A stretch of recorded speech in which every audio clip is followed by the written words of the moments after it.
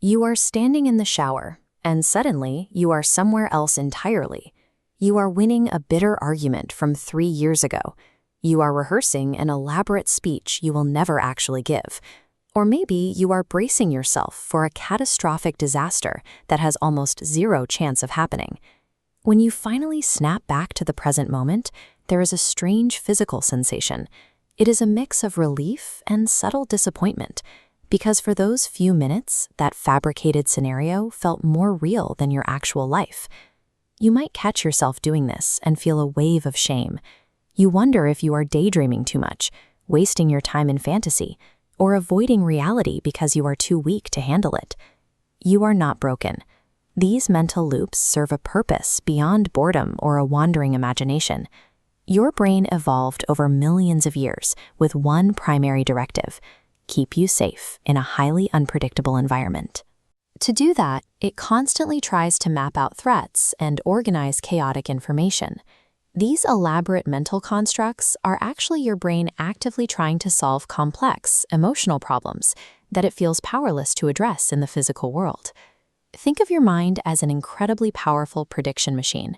It is constantly analyzing your surroundings, asking what happens next, how you should respond, and what could possibly go wrong. This diagram illustrates a specific system called the default mode network. It activates exactly when you stop focusing on the outside world and let your mind wander. For some people, this network is hyperactive. Instead of resting, it engages in counterfactual thinking. It builds elaborate branching realities of what could be, what should be, or what might have been. You are mentally rehearsing.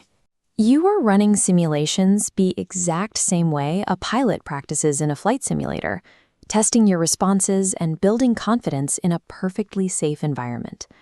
Your brain runs these simulations to manufacture safety and readiness in a world that often feels chaotic and unscripted. The drive to run these endless simulations stems from a deep human craving for control. In your waking life, you cannot dictate outcomes, rewind time to fix a mistake, or control how other people respond to you. But in your mind, you are the writer, the director, and the star. You get to deliver the perfect comeback. You get to be understood, and you finally get to win. This survival mechanism becomes a trap the moment mental rehearsal replaces actual real-world action. You rehearse a difficult conversation so many times that you never actually have it. Or you imagine success so vividly that the real work loses its urgency.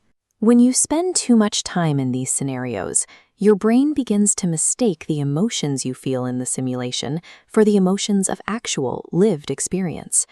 You might find yourself feeling genuine, lingering anger at a friend for something they only did in your head.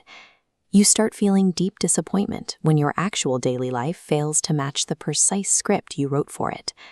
By seeking comfort in controlled fantasies, the gap between your inner world and the outer world widens.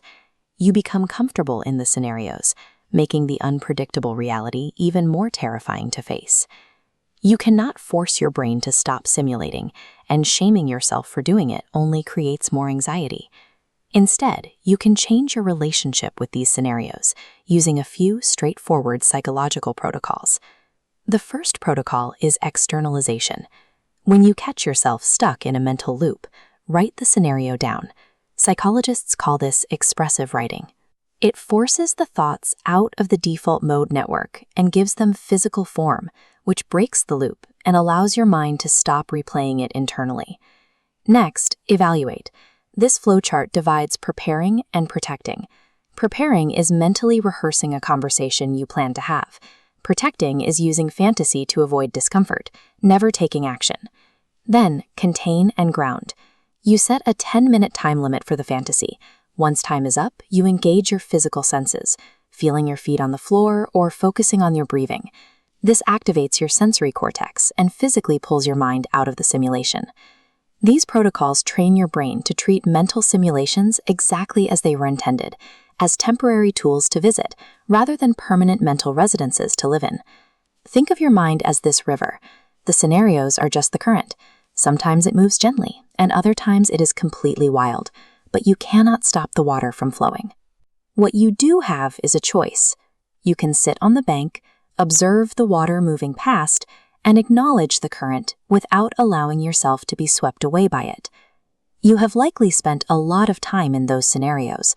Some of them probably gave you a sense of profound comfort and safety when the actual world felt unmanageable. But agency only exists out here, in the messy, unscripted physical world. Your real life is waiting, and stepping into that uncertainty is the only way to start living it.